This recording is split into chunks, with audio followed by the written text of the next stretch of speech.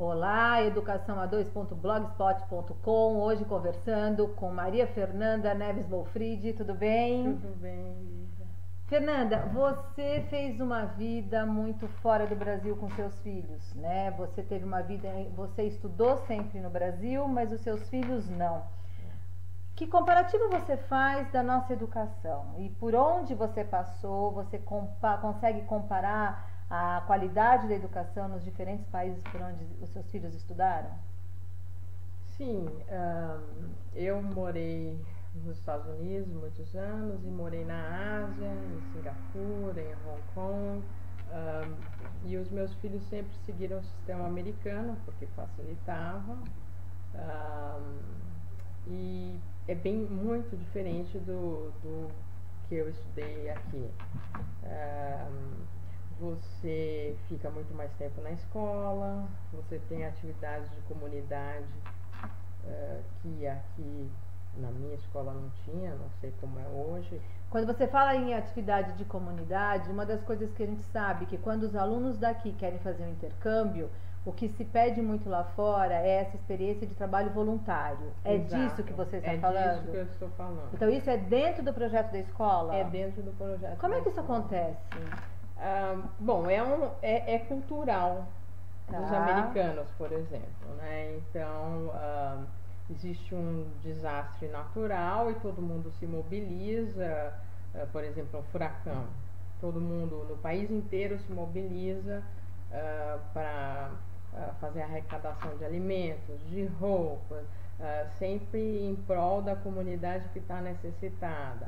Ou, por exemplo, ir a abrigos com pessoas com câncer, ir a asilos, ir a creches. Então, por exemplo, na escola americana aqui em São Paulo, tem um projeto, tem muitos projetos que você pode escolher. Como é perto de Paraisópolis, normalmente é centrado ali na comunidade, nas diversas necessidades que a comunidade tem. Tá. Por exemplo, o meu filho faz um trabalho que é ensinar as crianças da comunidade a lidar com instrumentos musicais. Que legal, isso aqui ele estudando numa escola americana. E Sim. quando ele estudava lá? Por exemplo, na época que a gente morou em Hong Kong, teve o tsunami na Tailândia, por exemplo. Então eles fizeram todo um trabalho para arrecadar coisas para a comunidade. Depois os mais velhos tem um trabalho que chama Habitat for Humanity, que você constrói casas para comunidades carentes. E os alunos, os adolescentes vão construir? A Gabriela foi nas Filipinas fazer isso. Eles passaram por isso, ela foi ajudar a construir casa para reconstruir uma cidade.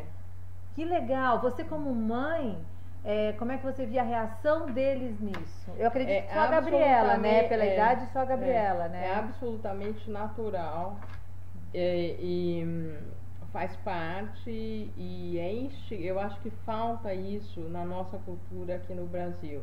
A gente vive em verdadeiras ilhas.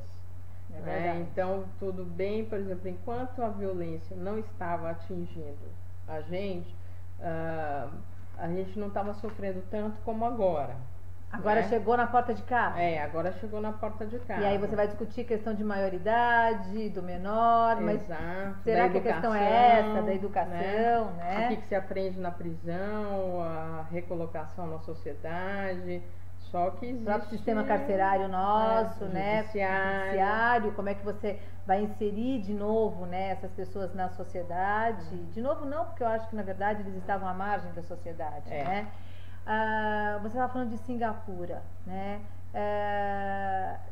Quando a gente fala da escola americana, ela tem alguma semelhança com as escolas de Singapura nessa questão do trabalho com valores?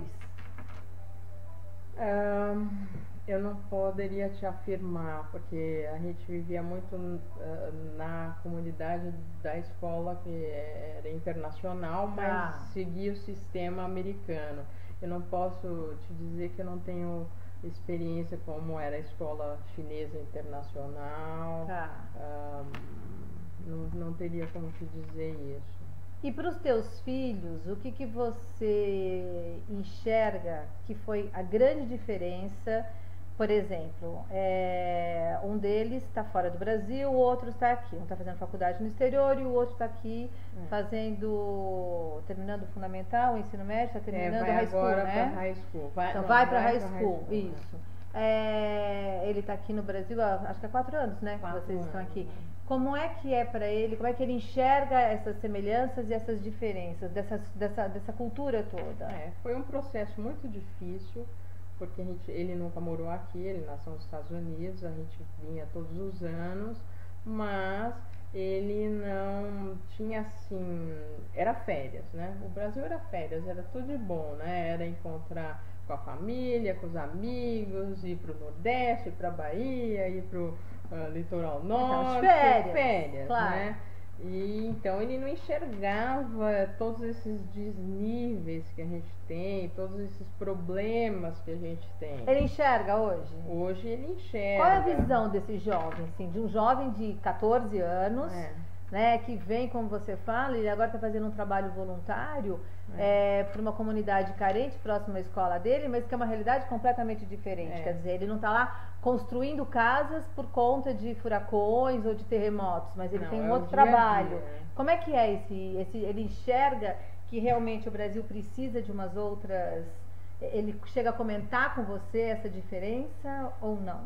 Não, ele enxerga, quer dizer, na medida do possível para a idade dele. Ele tem 13 anos, vai fazer 14 breve, mas ele tem noção, ele conhece as armas, né? Porque você sai do seu condomínio, a pessoa está armada, então ele tem uma noção do perigo e da violência que existe no cotidiano aqui, que não se vê em outras áreas do planeta, a não ser em lugares na África, na Índia. Mas a realidade que ele viveu, então ele se sente um pouco cerceado por essa insegurança. Sim, ele tem noção dos perigos, ele discute porque... Ele faz um trabalho, tem um outro trabalho. Recentemente ele foi uma semana para Madrid. Existe um trabalho da ONU com adolescentes das escolas internacionais. Então eles fazem como se fosse uma mini ONU. E discutem problemas dos seus países. Então ele foi representando o Brasil, né? Que na realidade ele tem passaporte brasileiro, americano e português. Mas ele foi representando o Brasil, discutindo os problemas das prisões.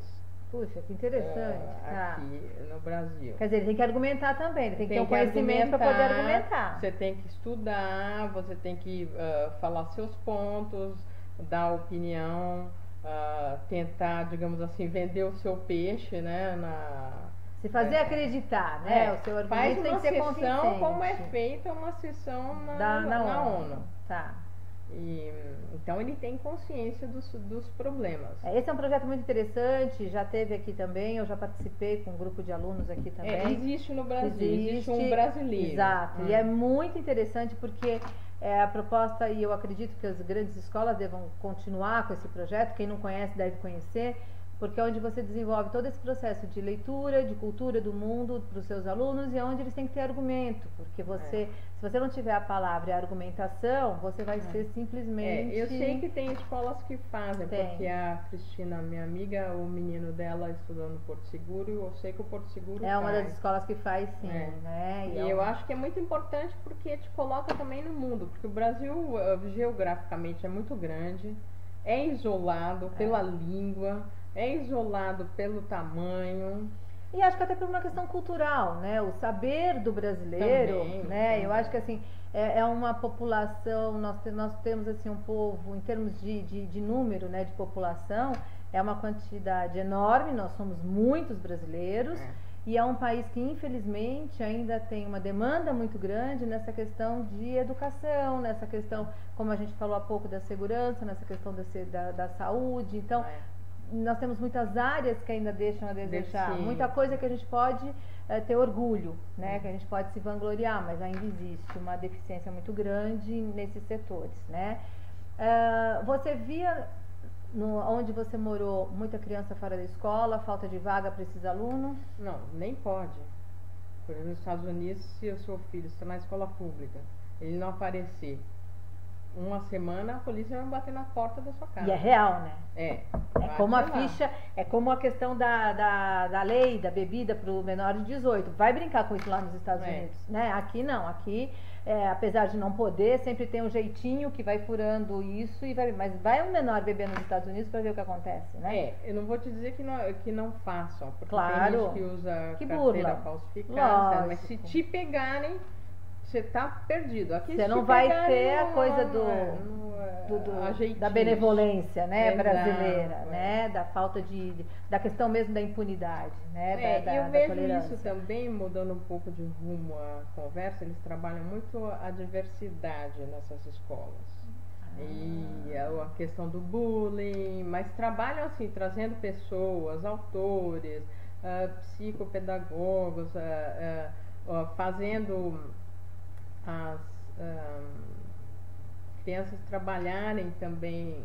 Quer dizer, é o convívio, é o respeito ao outro, eles fazem uma dinâmica, de repente, pelo que você está me falando, na diversidade, nessa questão de pluralidade, de você lidar com o outro, uma questão inclusiva e de respeito. Existe bullying em qualquer lugar, qualquer escola tem. Mas é tratado diferente?